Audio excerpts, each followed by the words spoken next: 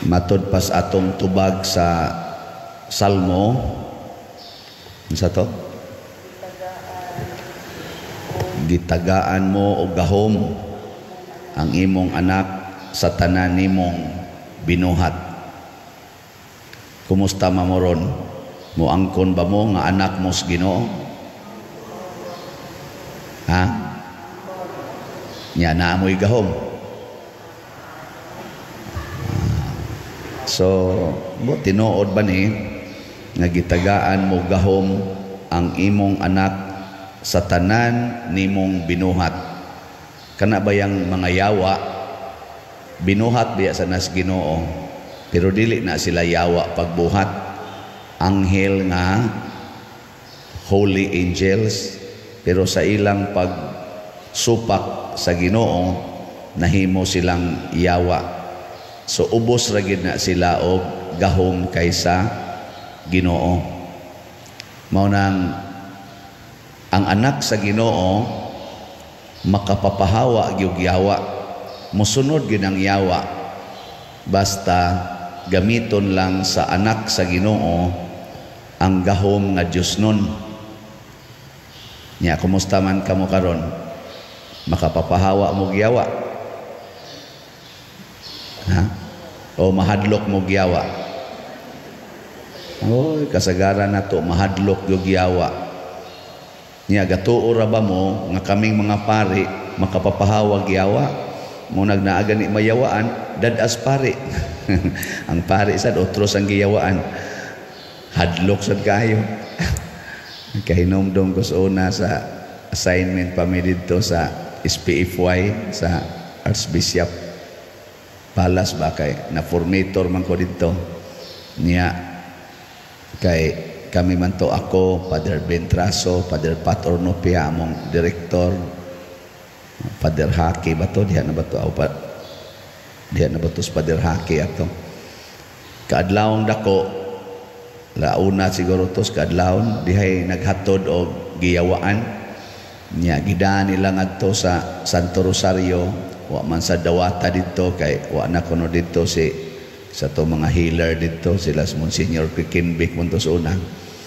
Wa naman dadala na nga to SPFY. Ngadto na sa SPFY, tawag ng guard.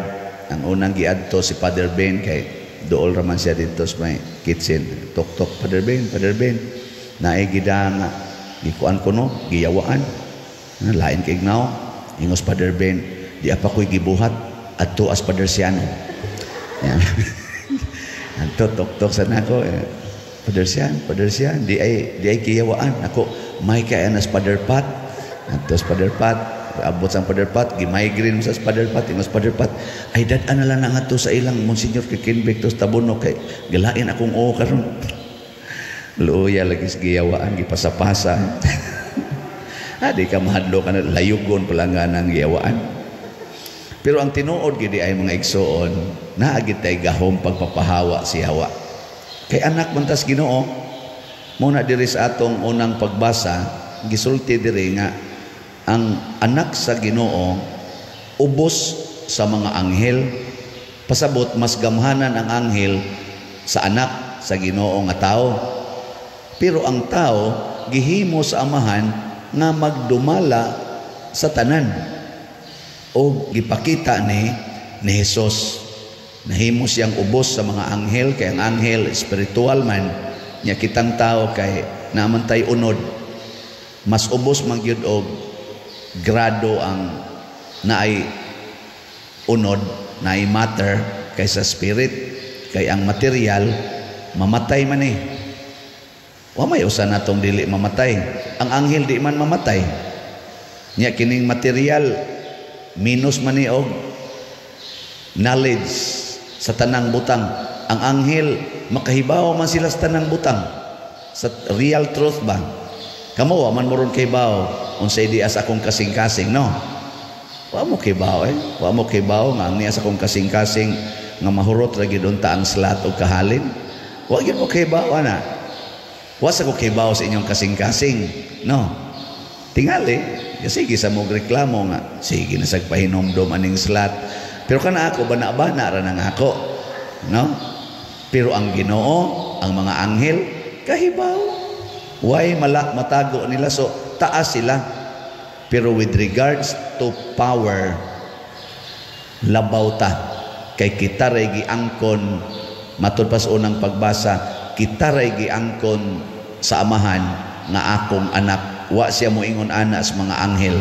Ikaduha, giingon sa amahan nga maghari siya sa tanan akong mga binuhat.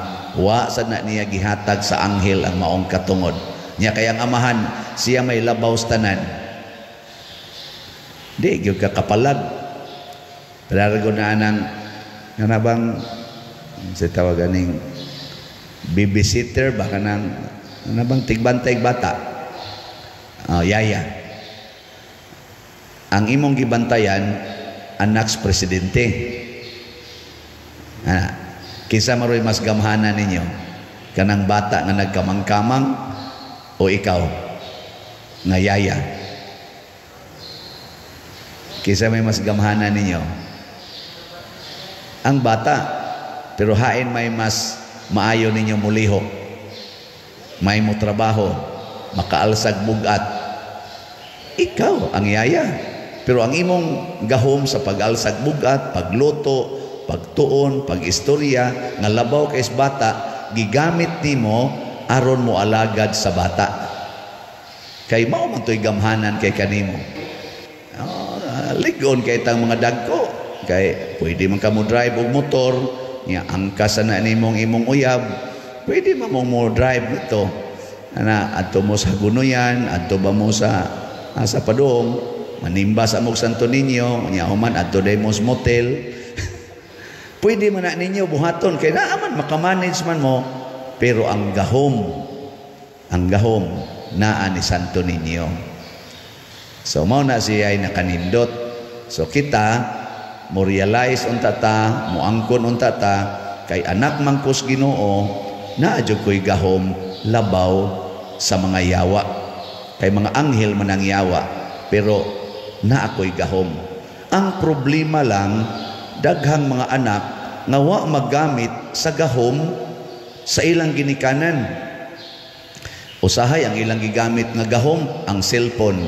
Naa sila sa cellphone, wa sila nagamit sa gahom silang ginikanan. Nya din agyud sila mutagad silang ginikanan. Sige ra gyud duwa anang computer, anang cellphone. Kanus-a man sila mahinomdom sa ilang ginikanan. Kung wa nay load, wa nay wifi. Ang power sa ilang cellphone, nalimot sila nga doon na din ay kinutuban.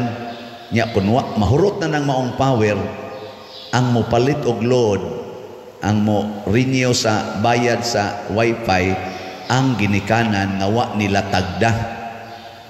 Kita usahay ingon ana sadta, di kita maminaw sa pulong sa Ginoo kay mangwarta kita. Mag-exercise kita kay aron healthy. Ato yung koralon ang atong yuta aron secured gyud kuno ta. Aron wa gid utang musod nato. Ato ginang butangag CCTV, igihan kita sa atong mga tanom kay para gid sa atong future. Pero tan-awag maghingutas na ka. Kana bang maglisod na ka ginhawa? No.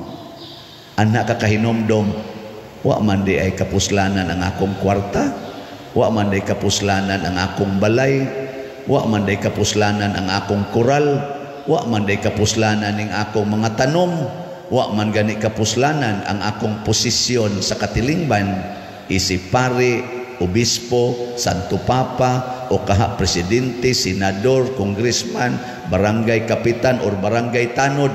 Wa na oy. Labi nagmabangga imong gisakyan, nya mabuak ng imong nya galisod na kaginhawa, way koral nga makaluwas nimo, way kwarta nga makaluwas nimo, way balay nga makaluwas nimo. Unsa may makaluwas? Tahogang pari, pakumpisala.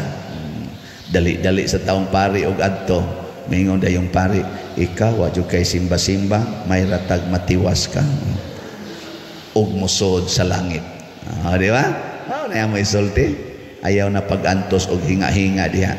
Pahuway na nya sod sa langit. May na lang ni naka-ending ka. Pero ay siguro maka-ending ba? Way siguro diretso sa gas impyerno. Nga naman, tungod kay ang imong gipuy-an dili gahom sa amahan nga tuas langit, kung dili gahom sa demonyo nga nagsigig panintal dinhis kalibutan. Kanang pagpanintal sa yawa nga higugmaa ginang kwarta, ang gisulti ni Kristo, ang gisulti ni Santo Niño, bulahan kamong mga kabus. Nya kita gusto gitag kwarta, hastas pag-anha sa Santo Niño, siging isa-isas kamot kanamo, maluoy kaunta, kwarta lang yapoy gipangayo. Wa gani mangayo, Lord, makapasaylo unta ko aning akong silingan, nga malami na jud kaing patyon ang batasan.